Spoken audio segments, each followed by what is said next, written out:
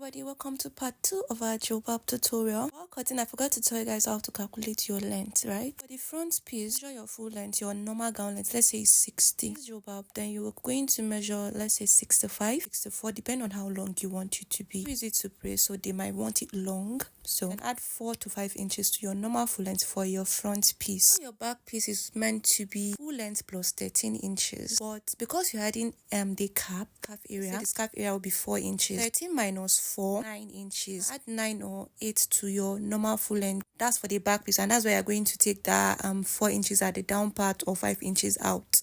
I hope you understand me. Front piece, you're going to impute your normal measurement from your shoulder to your feet, right?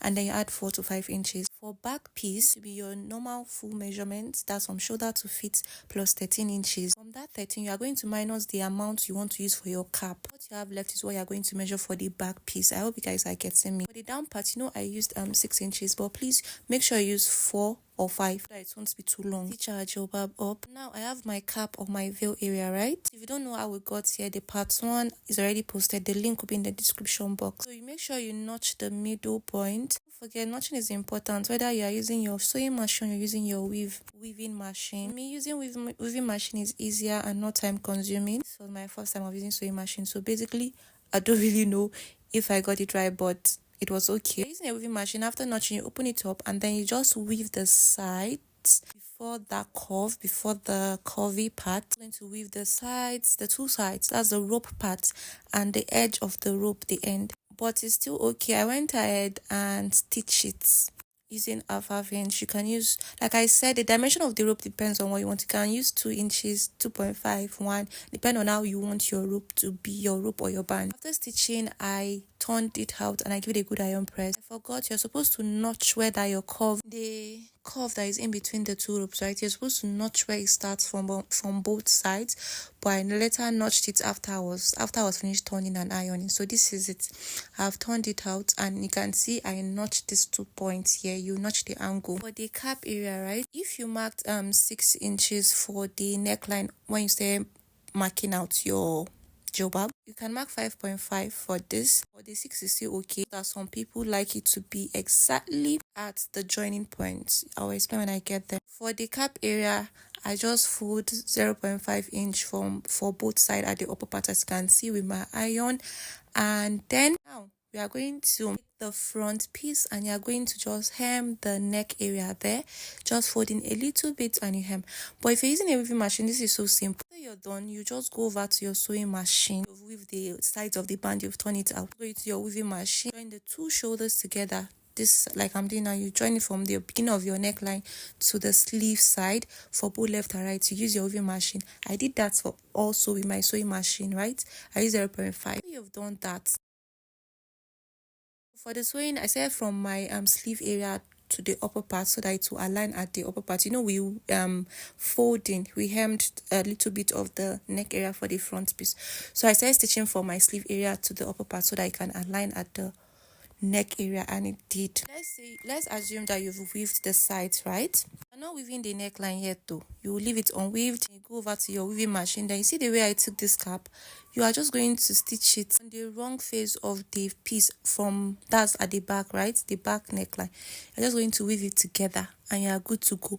So after you weave it together, then you continue weaving the front neckline. From that, your back neckline that you've weaved the cap to, you just weave it. But I didn't do that because I'm not using a weaving machine. Of the piece of our cap area, I place it on my wrong face of my back piece and I'm going to stitch that 0.5. I'll stitch it to it, one part of the cap.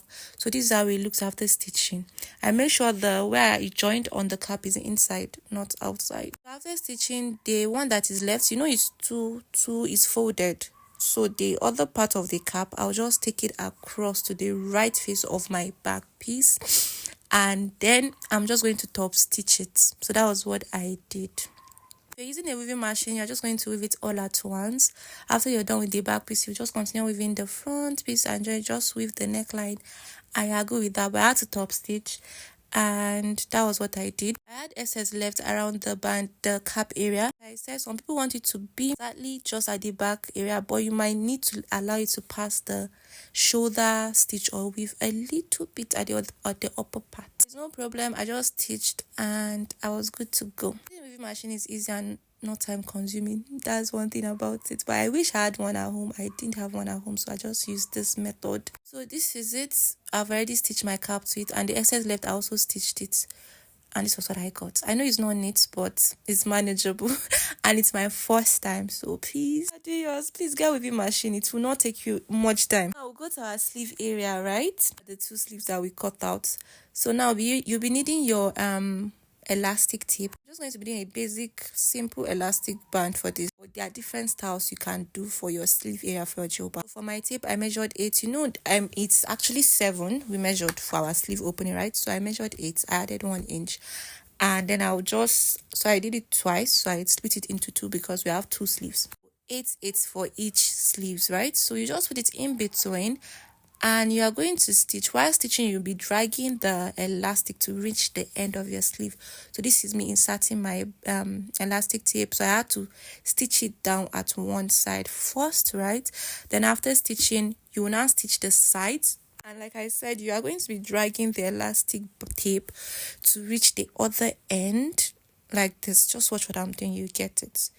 So you can see, right? So that was basically what I did. But if you want a stylish hand, you can use elastic thread to do styles. There are different styles you can use. People do not really put elastic on their sleeve. They just fold and stitch, and that's all. This is what I had at the end. I did that for the 2 sleeves, and this is all we have, right? So now I'll just go over. I'm going to open my piece, the sleeve area part. So this is why you need to notch your sleeve area, so you can notch your sleeve when you cut it out, so that I can know the midpoint, you see. So I just placed that place that I notched to the midpoint of my sleeve opening, and then I stitch from the middle to the end, and then the other from the middle to the other end. So that's what I did for both sleeve, and I had excess left at one part. Maybe it was while I was cutting, so I just trim off the excess. Yeah, using a weaving machine, this is same thing you still do. You make sure the midpoint aligns, and then you just weave, and you are good to go for your sleeve area also.